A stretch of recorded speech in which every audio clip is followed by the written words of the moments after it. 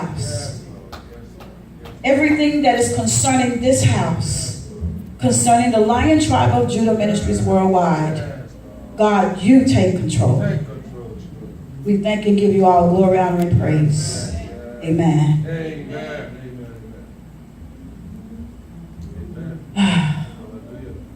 The title of my message today is The Mary and Elizabeth Connection. The Mary and the Elizabeth Connection. In Luke 1:39 and 45, we was reading about how they met and where they kin. And I just want to kind of give you a little background on Mary and Elizabeth. How were Mary and Elizabeth related? Outside of the obvious, they were children of Abraham. Mary was of the tribe of Judah, and Elizabeth would have been a Levite. Now, how could Mary and Elizabeth be related? That would also make Jesus and John cousins as well. In Luke 1:36, it says, "Behold, your relative Elizabeth, in her old age, has also conceived a son. This is the 6th month with her who was called barren." In Luke 1:41 said, "When Elizabeth heard with her spirit," when she heard about Mary's greetings, the baby leaped in her womb, and Elizabeth was filled with the Holy Spirit. I want to put a pin right there. God gave me this message back in 1999. I've never preached it. It's a lot of things in my Bible that I've written back since the 80s. And God picked this day to give this word on the Mary and Elizabeth connection. Mary and Elizabeth, when they came together, and Elizabeth was excited about Mary conceiving or having a child. She was excited. She was happy. She said, "My baby leaped." Just hearing about it. I haven't even gotten to where you were, but just when I got the message, I was excited. And in my mind, I was telling my husband earlier, I said, God showed me further than that. When they met, their babies was in the water, in the womb. They met. But when the two came back together again, Jesus and John, they met in the water again. And it was for what? Ministry reasons. It was that his ministry would be fulfilled. John was already in his ministry when he was baptized and telling everybody to repent, for their time is near. Then Jesus coming and fulfilling it, starting his ministry. But he was letting him know, he was older. He was letting him know, I'm not fit. But because I know who you are, I have to lay hands on you. Out of the obedience of John, Jesus' ministry began. And a lot of times we have to watch our hookups. I thank God for the right place at the right time.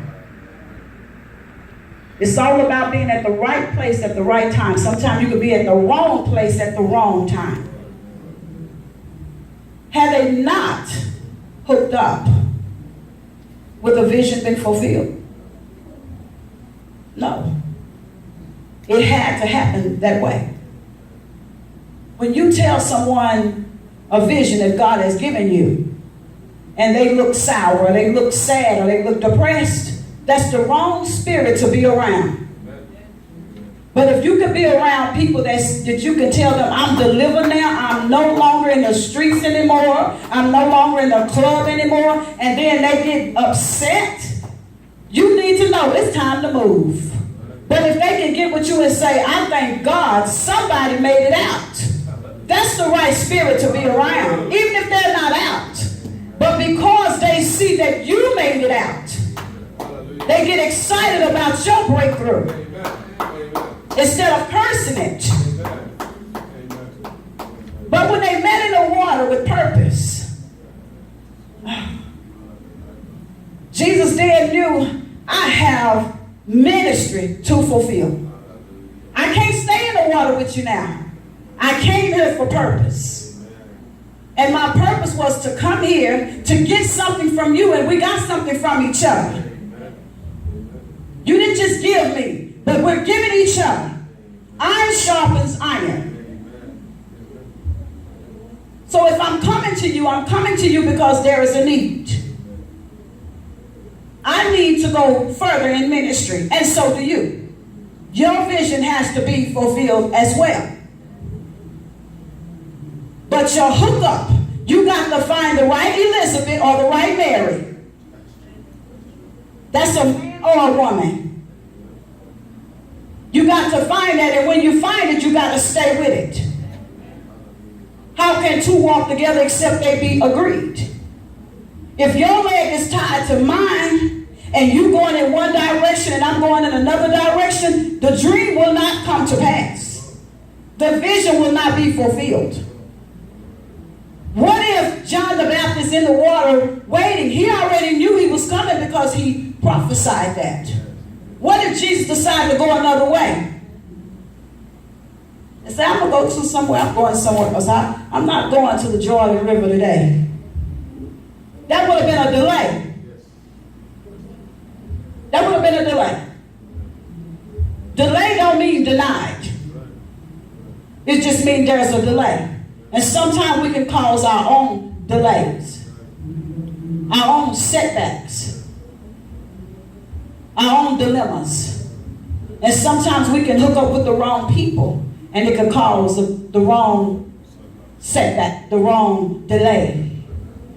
When you hook up with people that's helping you to give birth, you don't go to an abortion clinic to have a baby. No, you don't. I can tell you about an abortion clinic. Yeah, been there. At a young age, being with a man that was abusive, I refused to carry another baby by him going upside my head. And I have to be in the house with you because I'm too afraid to leave.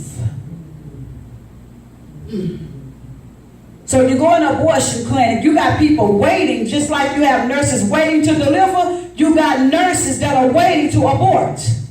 You got people that are waiting, that's waiting to help you to give birth to your ministry, and you got some that are they're standing and waiting to help you abort your ministry. It's the same thing. You got your doctors of healing. It's the same thing.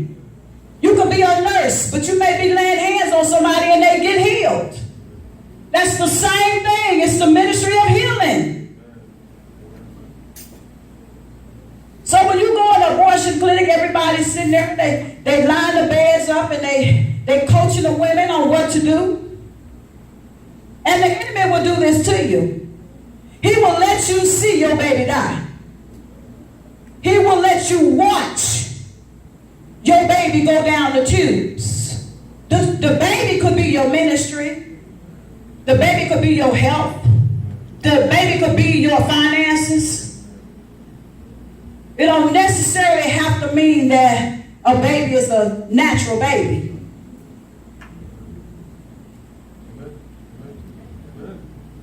But because we so hooked up and tied up on what things look like, because a lot of people that looked at me then used to judge me. I had a young lady at the Potter's, not the Potter's house, the Gospel Tabernacle.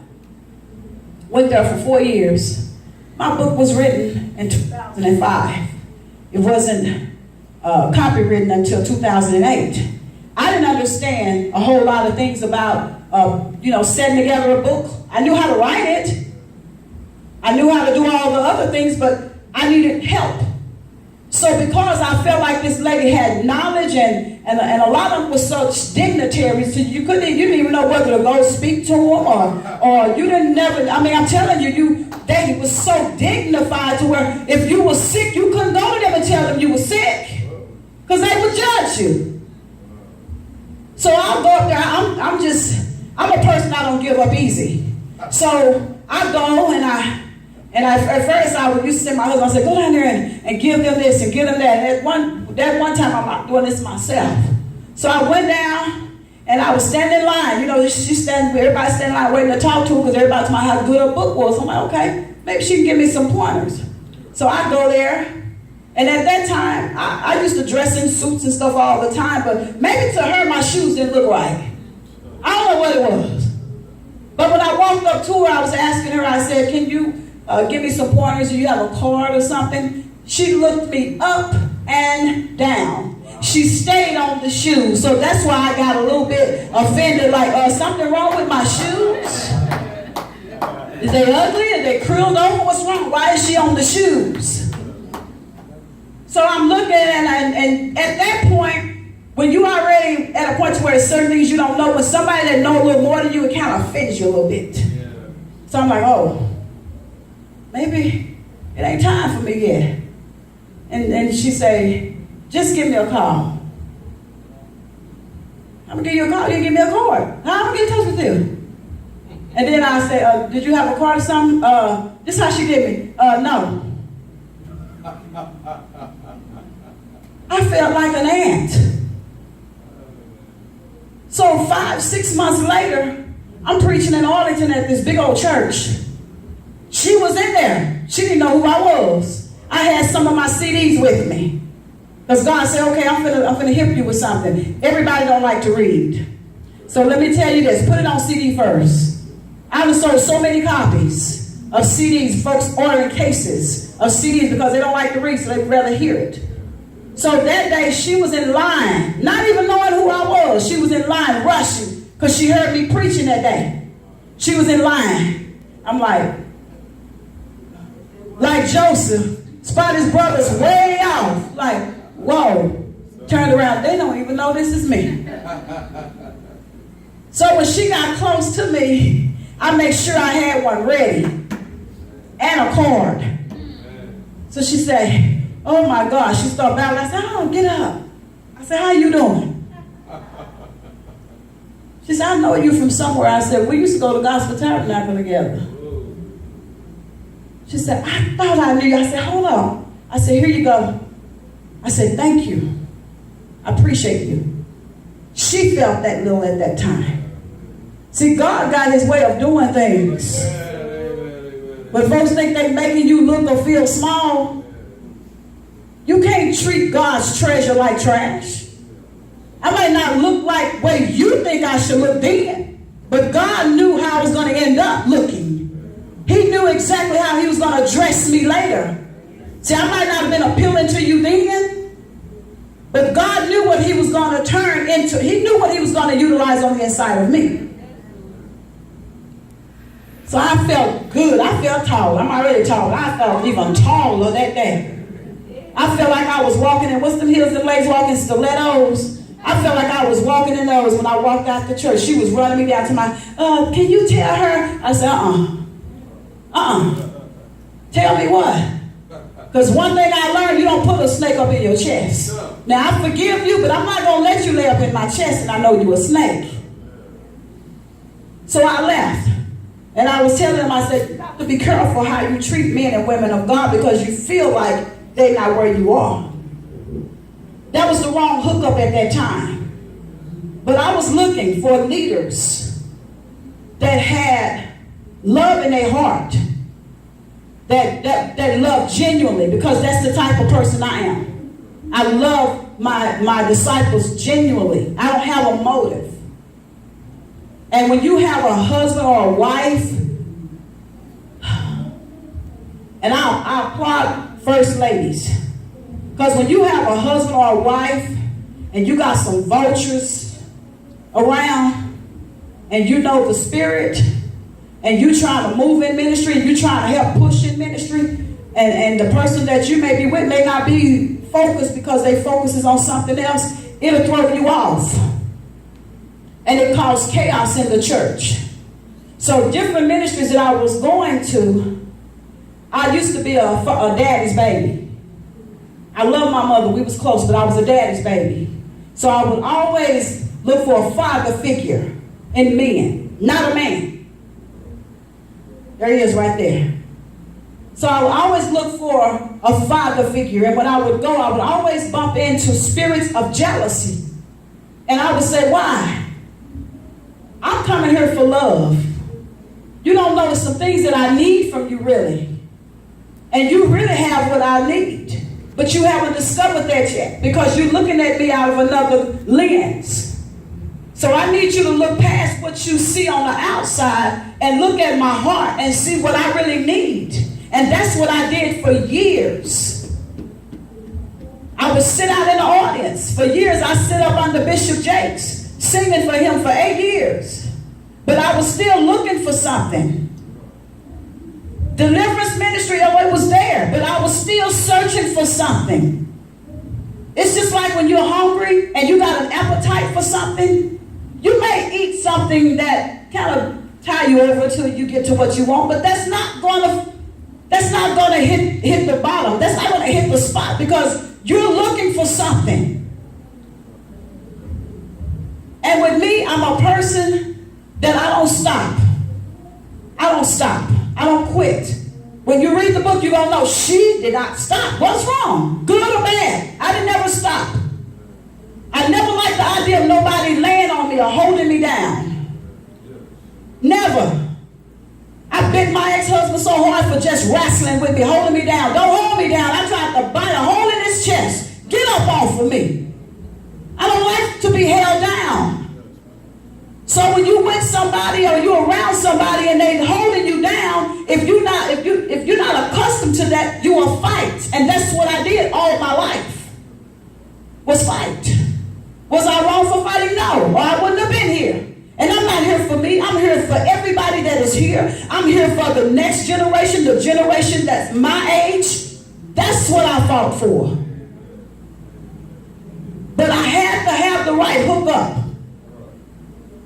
The Mary and Elizabeth connection. What if they hadn't hooked up? What if their children hadn't came together? You got to wonder. God put people in your life for a season and for a reason and a lifetime. But you got to know the difference. Because sometimes I would overstay places that I know it was time up. When I was at GT, I knew my time was up and I was still trying to stay up under the bishop. Everybody was literally almost kicking me out. I'm like, mm-mm. Until it got so bad, I told my husband, I got to go. You can stay. I have to go. I can't sit here because God don't want me to have a spirit of a dignitary. He don't want me to have a spirit of importance to where I can't reach people or look down on somebody because you're not my nationality. Because you're white, you're black, you're Hispanic, you're Nigerian, you're African American. We all bleed one blood. What is wrong with these people? That's why there's so much war going on now. There's no connection. There's so much separation in the church. People fighting against one another. If I got something you need, ask me and I give it to you. He'll tell you, I give you the shirt off my back as long as I got something up under it. That's the way I am. But we got to have the right hookup. In order to deliver the things that God wants us to have, we got to stop connecting to every spirit that sounds good. Everything that sounds good, my mommy say, everything that glitter, baby, ain't gold. Everything that's cute ain't always cute on the inside. You ever seen a person that's beautiful, when they open up their mouth, they jacked up. You're like, whoa. You cute, you handsome, but you got some ugly ways. We got to know who and at what time God wants us to hook up with the right people. We're in a season now that if you're not really attentive to the things of God, you're going to get messed up. Because see, Satan kids, they camouflage like a lizard on a wall. A lizard can blend in with that wall. Whatever he touch, he can look just like it. So if somebody come in your ministry and they can kind of look just, they can only do it for so long. Because a liar can only lie for so long. A person can only pretend for so long before the real them come out. You can't hide. You can't pretend like something this day and then maybe 10 years later you done turn into something else. That was you all along. The connections. Who is your Mary? Who is your Elizabeth? What are you hooked up with that's keeping you bound, that's keeping you with headaches, can't sleep, stressing all the time, can't think straight? straight. When you're trying to think straight, they got you going this way and that way, and God forbid having people in your ministry, when you say God say go this way, they got a million questions. If God told me to do it, trust me or move. Don't question me if God told me it's time to take the tent another block. Well, why are we going to the other block? You could stay. You're welcome to stay. Because tent means to move. We got to know who to and what to hook up with in this hour. I don't care what we feeling. Because everything that started out feeling good and wonderful don't always end that way. Sometimes it can end in pain. All that time, I'm searching. It wasn't just in relationships, it was in churches too. Wasn't I getting bit over here? I'd get my stuff, let's go here. Why? This shouldn't even be happening in the church. If you're looking at me, you should look at me to love on me. Find out what my need is. Don't look at the outer appearance. Because I could come in here dressed up and be messed up on the inside. I could sit right there and you would never know it. I don't care how sharp a person looks. I don't care how cute and fine you are, how handsome you are. You don't never know if a person is dealing with suicide. I don't care if you never dealt with it. The enemy could jump in anybody at any given time. Somebody could be in the audience dealing with something, and because you so into yourself and so afraid that somebody going to take something, do something, you missing God. This one young lady sat next to me at GT because everybody was so flamboyant in their beautiful hanging robes and long crosses, and they so hung up on looking good on the outside. The young lady came and sat next to me. I sat way in the back that day. She came and sat next to me. She came with some street clothes on. And she kept just moving around. And when you done been through something, you can identify a spirit. Because I wrestled with that spirit of suicide in 1998. So I know what that spirit looks like. So when she sat next to me, I picked that spirit up. Everybody is in their own little way. The dignitaries, they all dressed up and looking cute and walking down the aisles, won't let nobody touch them, scared they're going to get their clothes dirty. This young lady come in and sat down, and he said, if you don't get up, something is wrong with you. Yes, it is something wrong. You got some sick people in your audience. Get away from the hype. All this hyping the people up, getting them pumped up. For what? They don't go back the same way they came. You just hyping them up. It's just like a quick fix. You giving them a quick fix and they going to feel good for a moment and they going to go right back to it again. And that's what they was doing, giving everybody a quick fix. But that young lady didn't come for a quick fix. She needed deliverance. I sat there with her. And I prayed in silence because everything ain't meant to be done all in the open. When I got through sitting there praying for that young lady, she got up after a while when they started praying and she grabbed my hand. And she said, thank you. So I told her when I met her in the restroom, she had a razor blade on the other side stuffed inside of the pews. She was going to go cut her wrist. See, that's what we missing. Because we so caught up in the hype. We so caught up in what we feel. That girl could have took her life and she was willing to do it in the church. She said she was going to do it in the pews just to let the church people know how much they're missing.